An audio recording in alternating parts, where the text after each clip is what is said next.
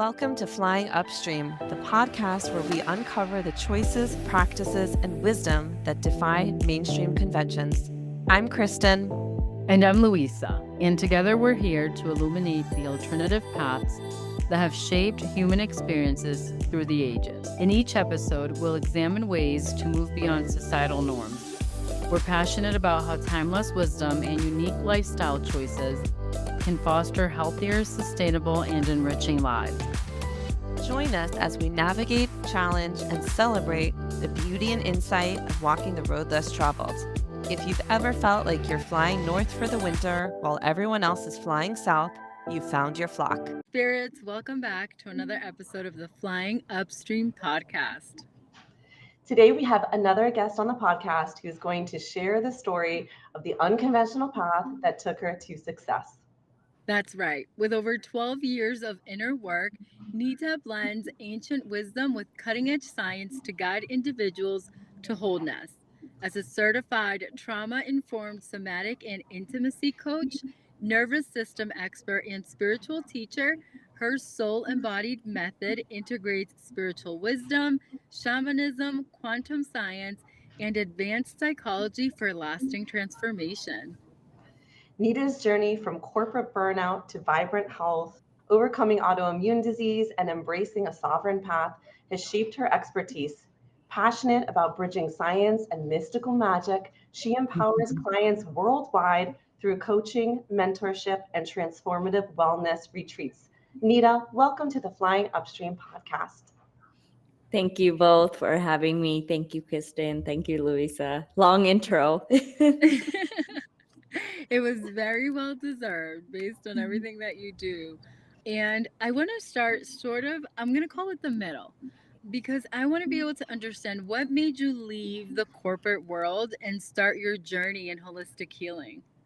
That's a beautiful question. Honestly, I didn't have a choice. It was my health. And I think you guys mentioned at the beginning, like I was battling with autoimmune, and it got to a point, it was both Hashimoto, thyroidism, and many things. So I didn't really have a choice. I was like stressed to a point where I was completely burnt out. And especially as a female in corporate, in leadership roles, and managing many projects, I had it. So I had to take that sabbatical. I had to pause and go on a healing journey. And I'm so happy I did, because it tremendously changed my path. The universe will show you signs, and I don't know if you've ever heard of the people, what was it, like you have to leave a home and little things will happen. The home, like the water won't work and things are not like shifting properly, and there's so many resistances, and finally you don't leave and the house burns down. That was like that moment. I was like, okay, health is wellness, that health is wealth. I need to take care of myself first. That's so refreshing to hear that you're tuned in enough to listen to your body and pick up on those signs around you so that you didn't burn down. First of all, kudos to that. I think a lot of people ignore those signs because we do what we think we should do. We should be successful, have a good job, work our way up the corporate ladder, buy a big house, all the things that society tells us.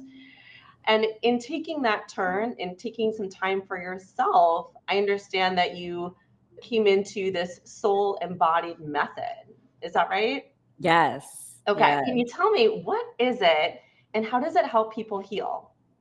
Of course. I mean, Soul Embodied method is essentially, I went on this healing journey, right? Healing and spiritual journey. And I've trained with many different healers, somatic therapists, sound healer, did yoga teacher training, and all of these certifications and many experiences I've had, including, I'm very open about it, including plant medicine. I have learned a lot of different methods, a lot of different techniques, and just took out all the pieces that worked for me, and then I just tested it out with different coaching program and clients I've worked with, and realizing the key missing piece for me was a lot of it was embodiment. We do so much mindset work in this world. You just have to believe it, you can do it. And our nervous system is this ancient system that's still like an animal from the ancient days. Your body actually sometimes needs to really feel it over and over and over again until it feels safe to truly embody the epic love you're calling in, the epic wealth, or the business, whatever you're calling in. If it's not happening right now, one, it's like divine timing, but second, it's your body. It's the capacity to hold all of these things. And if you're holding on to trauma imprints from your childhood, womb, even generational, wow, like you need to become empty before you can embody the higher soul purpose you came here for. And it's not about suffering, it's really about pleasure. It's about trying new things, and the universe doesn't care like about whether you're suffering or not. I mean, of course it wants the best for you, but the universe wants to expand, and it'll show you the paths for you to expand so you can truly learn, like, you're the only one who's getting out of your own way. I love that. Very much like you're the only one getting in your way. You Yes. are also the only one getting out of your way. And I think that's so important Exactly. to say. I love the way that you said the other thing too that you said was it's not about suffering, it's about enjoying it. Because even personally, my own spiritual journey, I have always looked at it as all the suffering that I had to go through to get here. But maybe a little bit of a shift, and just even the way that you said it was so beautifully said, that if we did start to look at it as we can enjoy this process, I think maybe less people would be like afraid of this thing when we call healing, and we need to heal and we need to heal our wounds, and people are like, that sounds bad, that sounds painful. Hmm. So I'm very grateful for the way that you're sharing that message. And I want to go backwards a little bit because you mentioned a couple of things that I think are really important to touch on. So you overcame this autoimmune disease and you didn't rely on traditional medication, and you mentioned plant medicine. How did all that work together to help you achieve that, overcoming such something that was probably really affecting you? Yeah. Wow. I mean, it has been so many years and so many layers of this journey. So everything, and it goes back to part of the soul embodied method, is we have four bodies: the spiritual, energetic body, the mental body, the emotional, and the physical. So when something appears, disease or anything appears in the physical, it came in the energetics first, and it came down to the thoughts and the mental. Then it's the emotions that we suppressed or repressed, and then it's like, hello, crying for help, it's in the physical, right? So it needed like all approaches. I'd love to know how, if in any way, plant medicine played a role in your overcoming the autoimmune disease. Okay, so there's one plant medicine that helped me with the autoimmune directly, and it's called Kumble. And I'm a Kumble practitioner as well. So Kumble, are you two aware what Kumble is? And I will explain it as well. Okay, so Kumble is venom from a frog of Amazon. So this beautiful frog, in many tribes, they use Kumble, and what it does is clears out all four bodies, any energetic imprints that we have. It's a really powerful medicine. And how it works, it usually the tribes men, especially when before they go in hunting, they would take Kumbo, they vomit everything out and clear out their underbody and get immense focus. Now in modern medicine, Kumbo is being used in many different countries. It's actually been approved in many different countries to heal diseases and even cancer, autoimmunes, a lot of different things. And it's incredible for cleansing your body at the all four level. So this has been a huge ally of mine personally, and I didn't come into it much later in my process. What was helpful in the beginning was just cleaning up my diet, just cleaning, clearing, forgiving, like all the understanding that we hold all of the trauma imprints or even disempowering emotions like anger and resentment in our organs, in the fascia, in our body. So doing a lot of that work, and then it came to plant medicine. And Kumble is not psychedelic. What you do is you make a burn mark and you put the venom, right? And before that, you drink 2 liters of water. So it just wakes up your endocrine system. It like you vomit everything out. You may go to the bathroom, or some people, depends on the reaction, you may not. But you know that it's working with your body, it's working with your endocrine system. You do need to go to a practitioner who has a lot of knowledge. Just don't go in the jungle and do it, please. Just make sure that you are going to the right source. Yeah, it's an incredible medicine. I'm happy to answer any question about it, but that was one of the things. A few sessions of that already cleared out everything. But keep in mind, I had done the work before. The mental work, the emotional work, the somatic work. A lot of my work comes through breath work and somatic practices. So, and also the final pieces of there are many other medicine out there. There's a medicine called peyote. I live in Mexico, so in the north of Mexico, you have peyote, which is a plant medicine that is a cactus. So it's a mescaline, and it's a very masculine energy as well. So peyote can help with father wounds. It's a fire energy.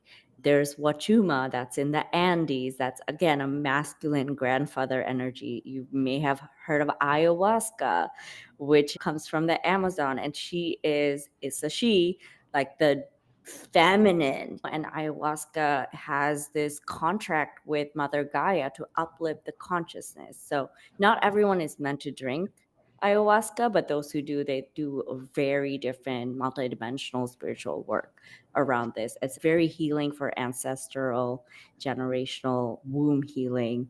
So many plant medicine exists. I use them as ally. One of my ally is mushroom. I had a post-traumatic disorder with mushrooms. So something re-traumatized me. I had a really crazy childhood and a lot of abuse that took place. So when I first opened into this world, you're in high school, your friends are trying new drugs and things, and I've smoked marijuana, or maybe I tried mushrooms in the later years, but I didn't know what I was getting into. Settings matter. So all of these medicine, I do it in a very ceremonial way, and even I go deeper in my retreats and do somatic therapy with mushrooms, which is really, really powerful, especially inner child work, but it can channel many other medicine as well. That has been like the key component of those who go work deeper. This is all optional because I am a trained coach. I'm a trained somatic therapy. We don't go into any of this integrational or plant medicine work until I know someone is fully ready and it's a full body yes for them. And that's the main thing. A lot of people go into the spirituality. They just think they're going to have lots of different ceremonies and go to all these places and they're going to be fully healed. You have to understand these plant medicines came from indigenous cultures. They don't know what it's like to live in the real world and what kind of pressure we're in. They have a completely different idea, and they intake this medicine for their world, their context of the world, their model of the world. So they don't understand our model. So you need someone who's deeply ingrained in this work with a shaman, with proper facilitators and integrative therapists. Wow, that was fascinating, Nita. That was such a great education. I had no idea about all of the plant medicine that you just mentioned. I found it particularly interesting that a couple of the ones that you mentioned, you talk about it clears you out essentially, right? Like you're throwing up and other things. Mm-hmm. And contrasting that to traditional medical practices, which are typically you take a pill, something happens inside your body, and then you're healed. It's not the same concept of what you're saying, which is toxins out, bad things out. And the other one is we're taking it and it stays inside your body. So just to flip to the other side for a minute, I'm curious to know, what do you think about the traditional medicine practices? Like, how do they limit our ability to heal ourselves? And how can we truly tap into our innate healing abilities for people who may still be in the traditional medical mindset? Absolutely. For example, what I was diagnosed with is a hypothyroidism and a Hashimoto. Any autoimmune is attack in our system, right? Our system thinks that organ or whatever that is foreign in our body. So that could have happened in several different ways. It could have happened because our nervous system was too overwhelmed and it couldn't take on the stressors. So any medicine is not getting to the root cause. And I'm all about getting to the root cause of all four bodies, not just one. And the medicine, it's working with the symptoms. You get a headache, you take a pill, and okay, you're okay for a bit, but like, why did you even get a headache? Is it because you're not getting enough minerals in your body? Are you not absorbing properly the minerals? How is your gut health? Our gut is our second brain. So all of these that we talk about, it's a holistic process of understanding your body in terms of how your organs are signaling. And that's where the nervous system comes in too. It's not about just putting a pill in. Our nervous system, if we don't feel safe, we're constantly scanning for danger, it's on mode. So especially as women, we are constantly scanning whether we're safe in our environment or not. So we're already like a higher cortisol level. And if we think you're being chased by a lion in the ancient times, let's say you're a deer being chased by a lion, you need to run, fight, or faint and say play dead or something like this, right? We have these automatic responses for our nervous system. Now, our modern day lions are deadlines, taking care of our family, finances, all these chores that we have. So our system is like on mode. And what happens? Our system is on mode. Our thinking brain is not working. Our digestion and immunity shuts down. So it's really key about understanding all of this is getting to the point, like your doctor will be like, oh, you're just stressed out, lower your stress. Well, you have to understand, how do I even lower my stress when my nervous system is automatically wired to think I'm always in danger when I'm not? So a lot of these practices come in more of a holistic standpoint. So yes, there are times you absolutely need Western medicine. Like when I said the 4 level, the last level is disease. And really lastly is death. When you have that, you need the Western intervention. But all of these cleaning, that everything that you're doing day to day are compounding interest. They're habits that you're forming to have a better whole and wellness body. And we have so much capacity and so much energy if we just worked with all of these different bodies to understand that yes, the cleaning is necessary because our environments have toxins. So whether our liver and our gallbladder, everything is there to clean the process. We've just taken on so much processed food, stress in our life, and our lifestyle is so different holistically that it is necessarily at one point in your life when you go on this journey to completely clean out your physical body. It's so true. I love the way that both you and Kristyn gave me a visual there, because it was very clear to see what the difference is with Western medicine and the way that we mask things versus clearing out. To go back to that, I think one point, this is the one important thing to understand, is whenever you're diagnosed with an autoimmune, you have to take a pill for the rest of your life. There's no cure. And this is evidence there is cure. There is. It's just like a step-by-step process, and you need patience. You asked about the body's innate intelligence to come through. That was such an important question I want the audience to understand is, yes, we have that. Once you get out of your own way, And you don't need to use your thinking brain to figure things out. Just get out of your own way and let your body guide you towards that innate healing. So that was such an important question that you asked, and I wanted to go back to it. Yeah, I'm glad. Thank you for elaborating on that. I think that can be missed sometimes. And this brings me to my other question. I think it just segues very perfectly here is how much does our attachment to control hinder our ability to heal? Yeah. So I coach men mostly these days. I've done a lot of program with women. I see this most in men because control is a very masculine quality. So I love this question. And I'm quite coming from corporate world. I have the tendency to be masculine. And we all have that, the masculine and the feminine polarity. So we want to project manage and control our way through our entire life. And I want you to imagine, when were the times when you wanted something to happen and like it was just not happening? You're like, oh, I surrender. I surrender. What's happening? I'm going to just give it to source, give it to God. I give up. And then bam. Yes. Those are your evidences. Yes, you want a vision, you want a clear direction. That's the masculine. You want to create a beautiful, safe container. But then, like, you want to magnetize your dreams or a dream life. And that's the feminine aspect. That's boundless. Anything is possible, the desire, right? So you need both. You just need to know when and set settings when you apply more control over you're in a surrender state.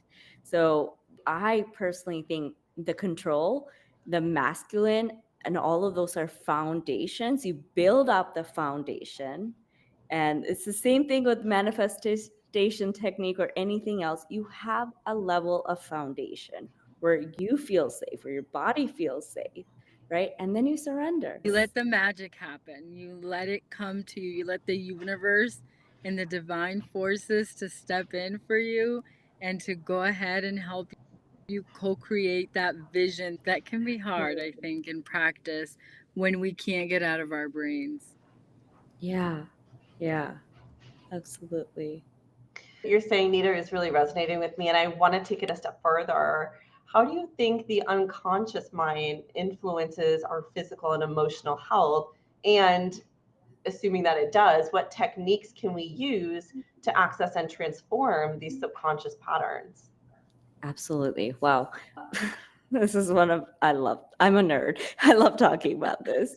Our unconscious mind runs 95% of our lives. Can you imagine? So until you make your unconscious conscious, this is by Carl Jung, it's going to ruin your life. So, it's going to run your life and you're going to think is God or faith, whatever, right? So your unconscious mind is so important. So it's really important to dig up like your belief system, the model of the world. We tend to filter, delete, distort information that comes in. Our unconscious brain takes in and puts it into places. So what are the beliefs that came in from our society? For me, it was the truth that was fed to me was, hey, you need to take this pill for the rest of your life. And I did for a long time until one day it didn't make sense anymore. I said, who told me this? This is not my truth. I can heal this because I have seen myself perform miracles. I have evidences of others. I went and searched on the internet. So it's whatever you're filtering in. Think of your unconscious mind as social media. Whatever you're feeding that in, if you're not curating exactly, if you're not following like inspirational people and people that you really like, and you're just on TikTok or Instagram just scrolling randomly, that's what you're feeding in your unconscious. We have to be very careful on what we're telling our unconscious mind, what we're feeding our unconscious mind. So that's why that dig up process is really important to understand where your belief systems came from. And from zero to 7, when we're a child, we're in our theta brain. So we're absorbing and creating our model of the world, our belief system. So whether our caregivers, our mothers or fathers, we're taking in their belief system. I talk about the nervous system, which actually gets formed in the womb. So you can even have generational beliefs and systems from the DNA to the nervous system. That's like a one way. And none of these to scare you, is to make you more aware that your thoughts are not you. They're just thoughts. Your authentic self will arise when you start to question everything, really start to question everything. And then that the deeper part of you, the higher self, will really start to come through and be like, that doesn't quite resonate. And I deeply have this knowing, and it took a while. Sometimes when things land, I feel it in my body. It's like, oh, that feels like a yes.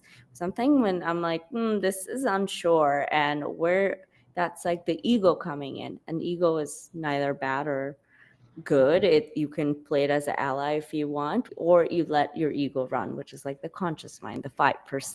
It's just the tip of the iceberg. It's just going back to digging up all the beliefs, digging up like whether it came from your mother, father, uncle, the society, the belief of others, and then start questioning them.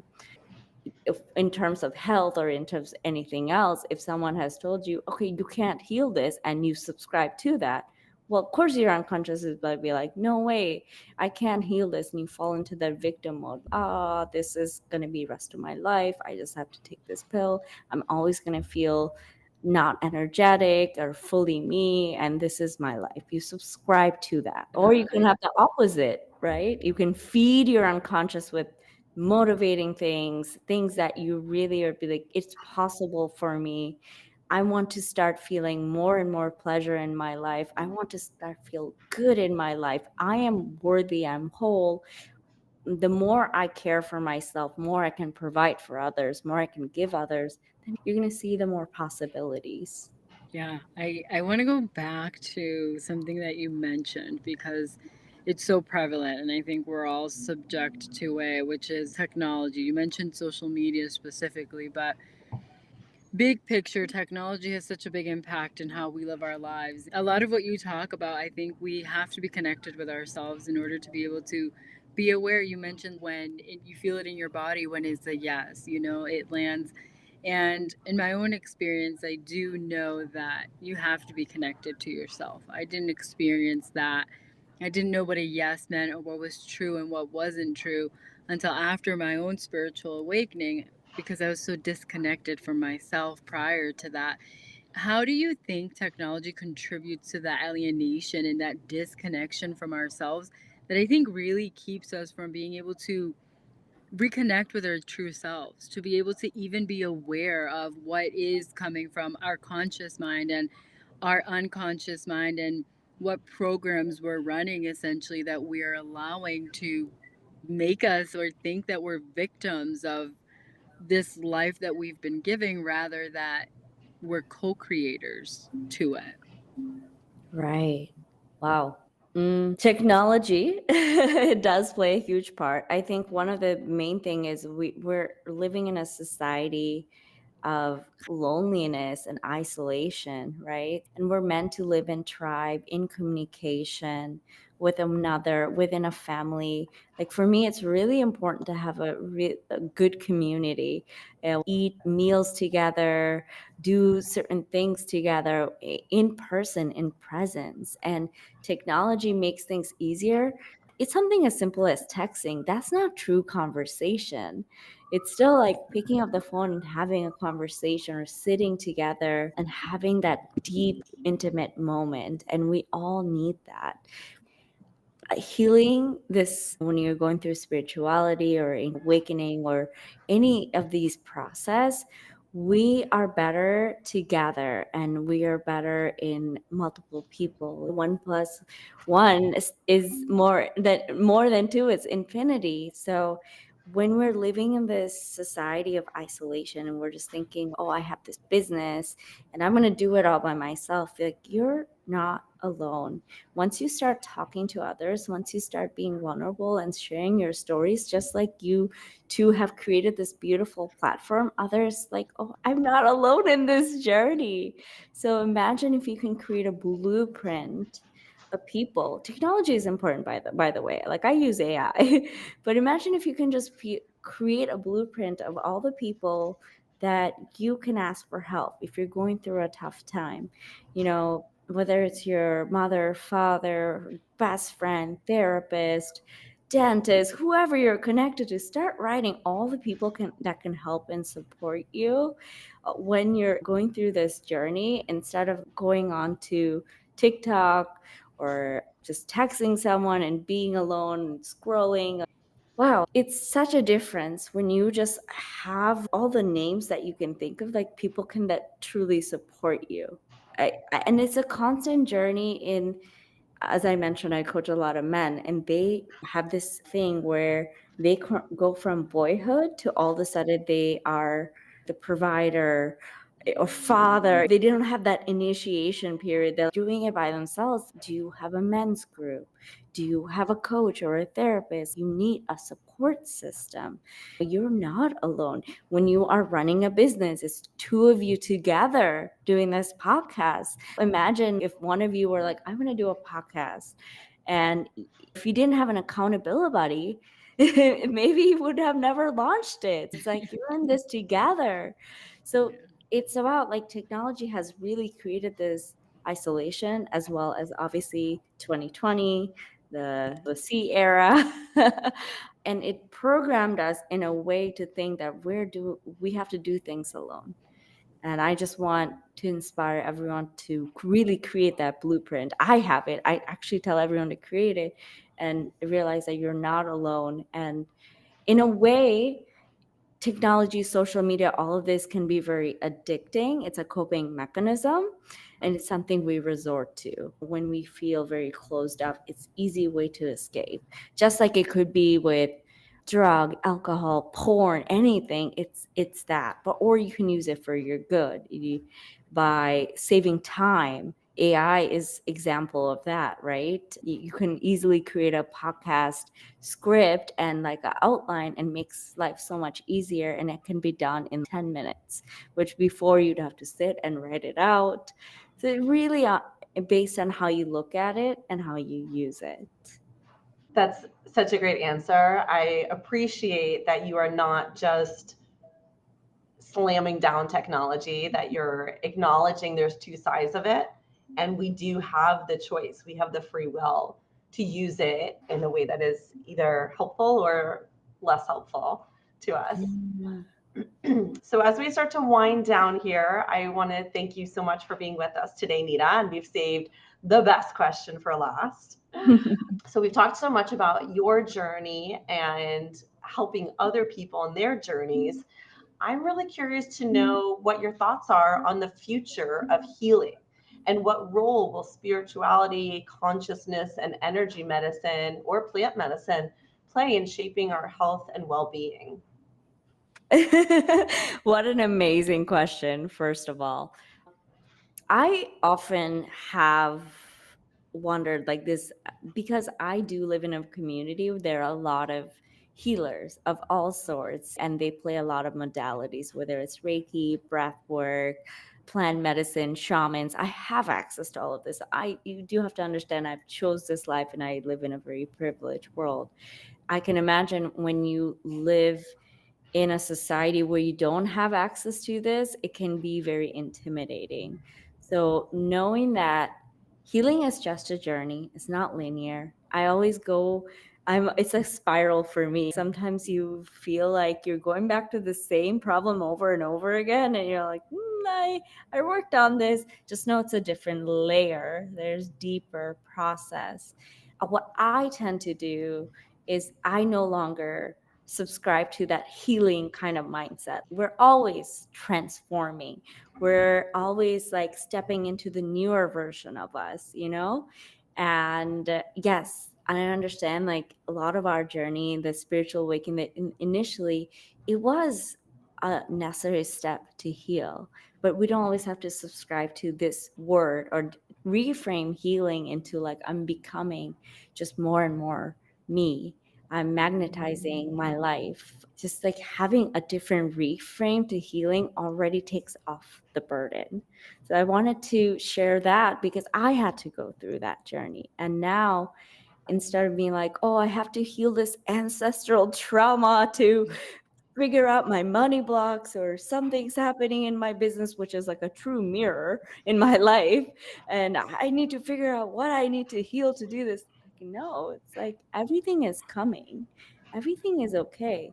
It's more about self-responsibility and taking in, like, you're not going to a healer because they have these magical powers. I am no different than anyone else.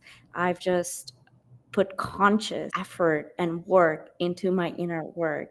So I've taken responsibility. I've said, I'm no longer subscribing to this victim mindset. Healing is all about taking on full responsibility and realizing that you are here to, of course, like the community aspect is important, but you are the only one that can really, really make choices and decisions that are the best for you. What might work for me, if one modality works for me, may not work for you. It's a whole different journey, and we're all here. I truly believe Ramdas says is we're all each other here to take us home. That authentic home is very different because we're pieces of that puzzle together. There's this great Hawaiian mantra, Ho'oponopono. You know, it's about to take full responsibility and to make things right. So if something we feel is outside of us, it's also inside of us. And do you guys know about this? Do you ladies know about Ho'oponopono and the story? So very quickly, Ho'oponopono is to make things right, and it's a great forgiveness practice. So I encourage everyone to Google and learn about the true story behind it. There was this psychiatric mental center, and there were a lot of patients that were just going really crazy and nothing was working. So this Hawaiian shaman, psychologist, and a healer came in, and he read this one mantra. It was Ho'oponopono. It's usually translated in English as I forgive you, please forgive me too. I thank you and I love you. It goes like this. Different lineages have different translations, so that's why. And it's really taking on the full responsibility as something is showing up in our reality or someone else is behaving a certain way towards you. It's all in our field to heal this. So taking on full responsibility to just say this mantra and mantra of forgiveness. Who are you really forgiving? You're forgiving yourself. Once you forgive yourself, your outside world changes. So as he did that, he looked at each patient and he read their name aloud and said Ho'oponopono. And within just a couple of months, people were healing. And he was asked, what did you do? He just said, I did this. And I pictured themselves in front of me. And I noticed they're my brothers, they're my sisters. And it's my responsibility to heal whatever's within me that's judging them as maybe as either victims or mental health patients, and knowing that I'm seeing them as whole. Yeah. That's beautiful. That's absolutely beautiful. Thank you so much for sharing that. That you have shared so much wisdom. I hope that we can have you back to talk even more about this because there's so much to what you're saying that resonates. And I hope that it resonates with some listeners as well. Thank you for sharing your wisdom and your insights. Your passion for holistic healing and spiritual growth is really inspiring. So thank you so, so much. And to our listeners, remember that you have the power to heal yourself and create a life of abundance and joy. Embrace your unique path, trust your intuition, and let your light shine. Until next time, keep exploring the depths of your soul and flying upstream. All right, free spirits, that's all the time we have for today on Flying Upstream. We hope this episode sparked your curiosity and ignited a desire to explore the extraordinary paths less traveled. Even when the current feels strong, a whole world of possibilities awaits. We'll see you next time on the other side of mainstream. So keep questioning, keep challenging, and most importantly, keep flying upstream.